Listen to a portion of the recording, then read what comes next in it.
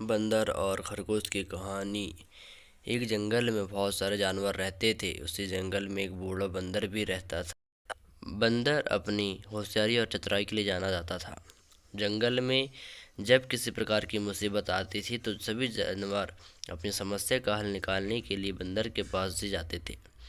उसी जंगल में एक बिल में खरगोश भी रहता था। एक बार खरगोश खाने की तलाश में कुछ दिनों के लिए बाहर चला गया, जिससे उसका बिल खाली हो गया। खरगोश का बिल खाली देखकर एक खरगोशनी उस बिल में रहने लगी।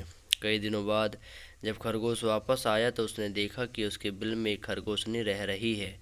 अपने बिल में खरगोशनी को रहता देख खरगोश को बहुत गुस्सा आया और खरगोश ने खरगोशनी से अपना बिल खाली करने के लिए कहा, किंतु खरगोशनी बोली, मैं यहाँ कई दिनों से रह रही हूँ और अब इस बिल में मेरा अधिकार है। इस बिल में को किसी भी हालत में खाली नहीं करूँगी।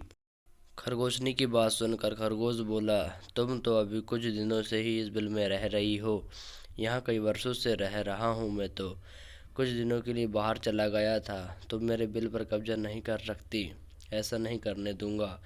इस प्रकार दोनों में काफ़ी वाद विवाद होने लगा और समस्या का हल निकालने के लिए खरगोश और खरगोशनी उस बूढ़े बंदर के पास गए। दोनों ने अपनी अपनी समस्या बतलाई। बूढ़े बंदर ने दोनों को समझाने का बहुत प्रयत्न किया, किंतु दोनों अपनी बात से टस मस नहीं हुए। दोनों ही बिल छोड़ने के लिए तैयार नहीं थे।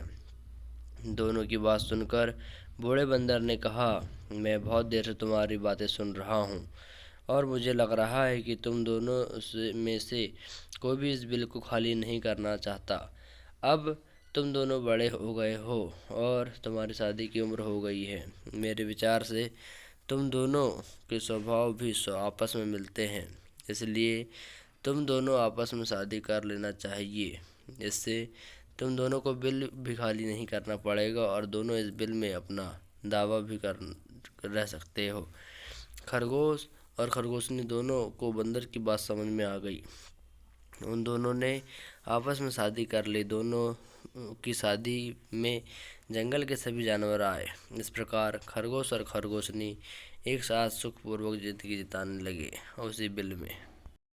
कहानी की सीख। इस कहानी से हमें यह सीख मिलती है कि प्यार से और समझदारी से किसी भी समस्या का हल किया जा सकता है।